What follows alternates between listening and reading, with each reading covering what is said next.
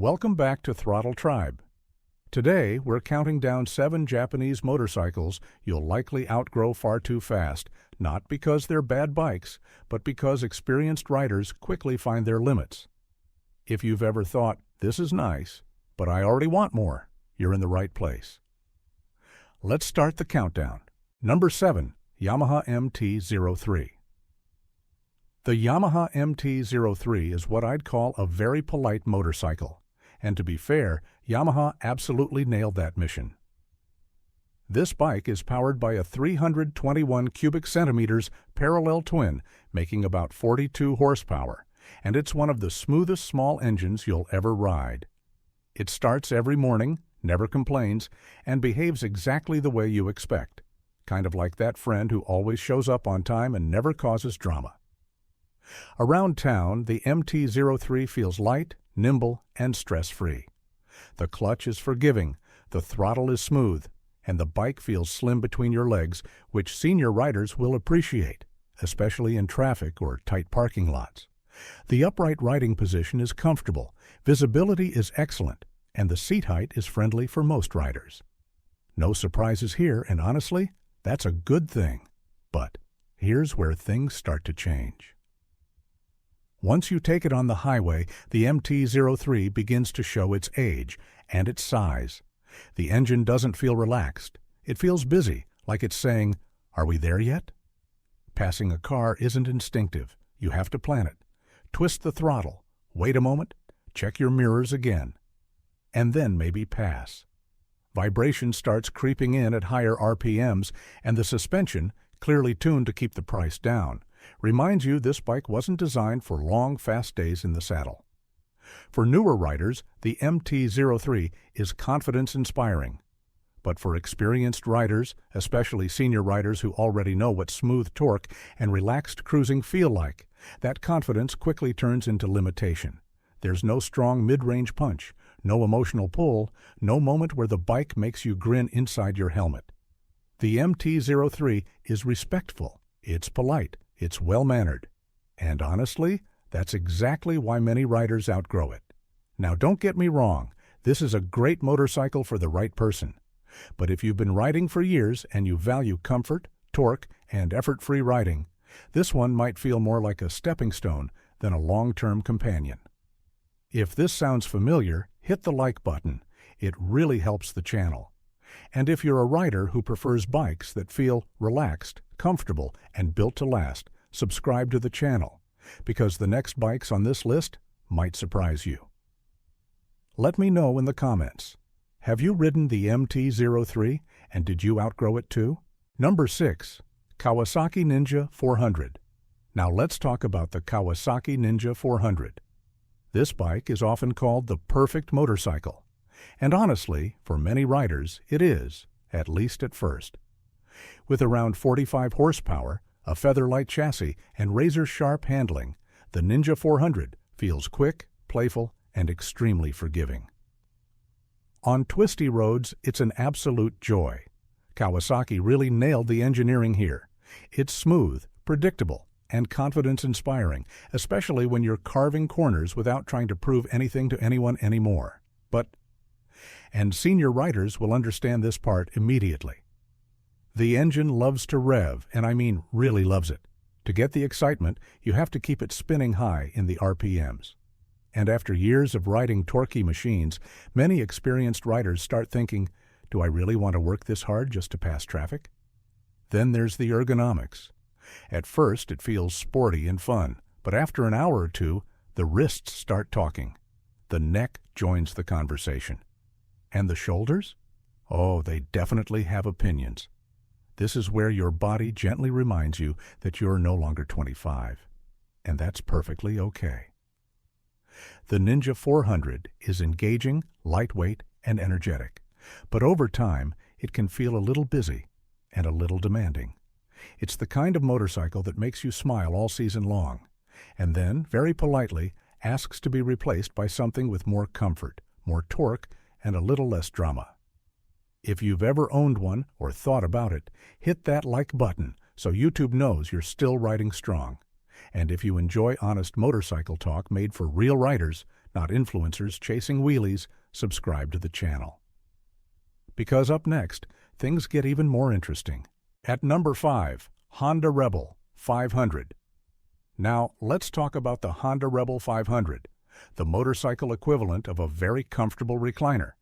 And that's not an insult, at least not at first. The Rebel 500 is smooth, friendly, and incredibly easy to live with.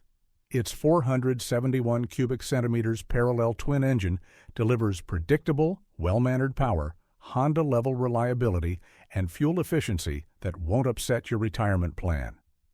The low seat height is a huge win for senior riders. Flat feet at every stop, no awkward tiptoeing, no surprises at traffic lights. Confidence comes standard. Around town, on calm back roads, or on a relaxed Sunday ride, the Rebel feels polite, stable, and stress-free. You hop on, ride, hop off. No drama, no learning curve, no chiropractor appointment afterward. But here's where things get interesting. That calmness?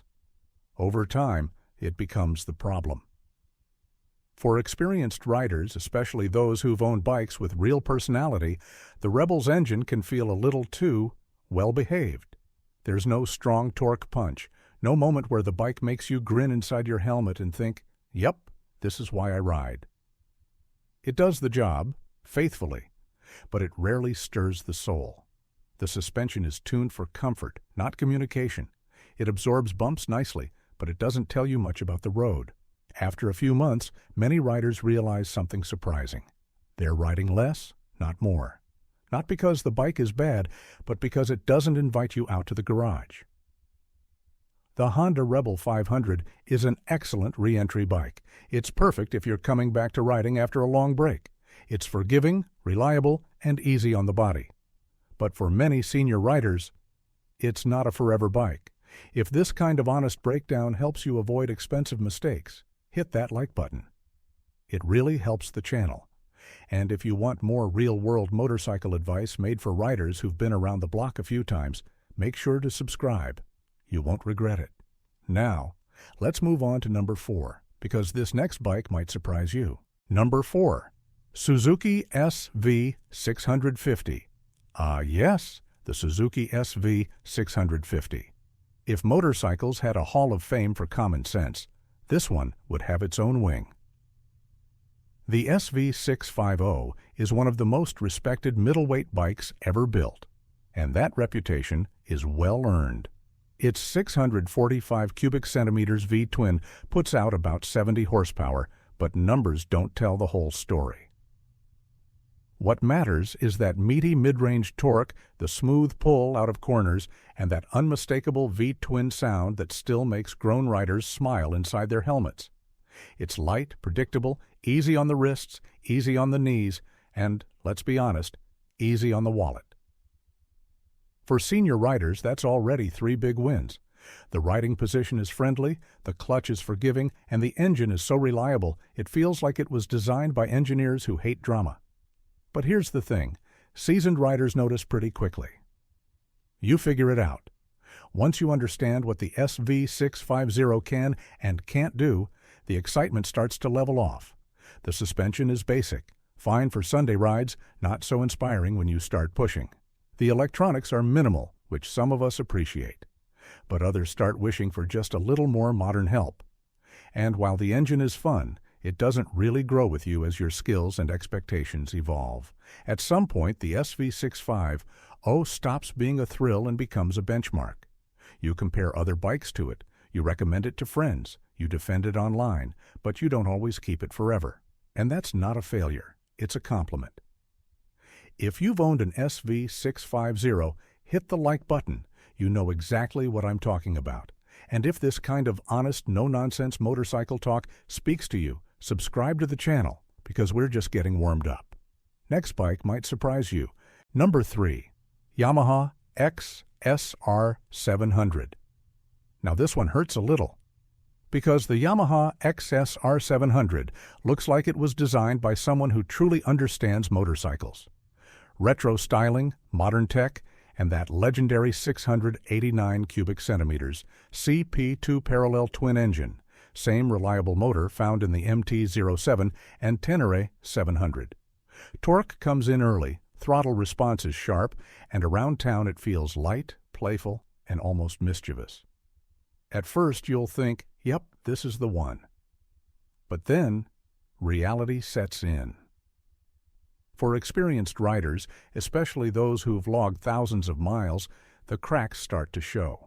The suspension is on the soft side, and on rough pavement or imperfect roads, it can feel underdamped and a bit unsettled. Highway cruising? The engine does the job, but it's not exactly refined. There's vibration, wind fatigue, and a sense that the bike is asking you to slow down, even when traffic says otherwise. And while the XSR 700 looks premium, longer rides reveal a riding position and seat that remind you this bike was designed more for short, fun blasts than all-day comfort. Think weekend cafe run, not cross-state escape. It's a motorcycle with a young soul, fun, energetic, and stylish. But for senior riders looking for maturity, comfort, and that deep long-term satisfaction? The XSR 700 can start to feel like a great conversation that doesn't go anywhere. Now, before the Yamaha fans come after me in the comments, hit like if you appreciate honest motorcycle reviews, subscribe if you're tired of hype and want real-world experience, and stick around, because the next bike on this list might surprise you. Number 2, Honda CB650R. Now this one looks the part. The Honda CB650R has that clean Neo Sports Cafe design. No nonsense, all muscle. You walk into the garage, look at it, and think, yeah, I still got it. Fire it up, and that inline-4 engine reminds you why Honda has such a legendary reputation. Around 94 horsepower, silky smooth, and when you rev it out, that classic high RPM scream that makes you smile inside your helmet, whether you admit it or not. Honda build quality? As expected, excellent. Everything feels tight, refined, and engineered to last longer than some of our old riding jackets. But here's where senior riders start to raise an eyebrow. Down low in everyday riding, traffic, city streets, relaxed cruising, the engine feels a bit restrained, almost polite. It's like the bike is saying, come on, rev me harder. And sure, once you push it into the higher RPMs, it wakes up. But now you're working, not relaxing. And let's be honest, these days we don't ride to prove anything. We ride for enjoyment, comfort, and confidence.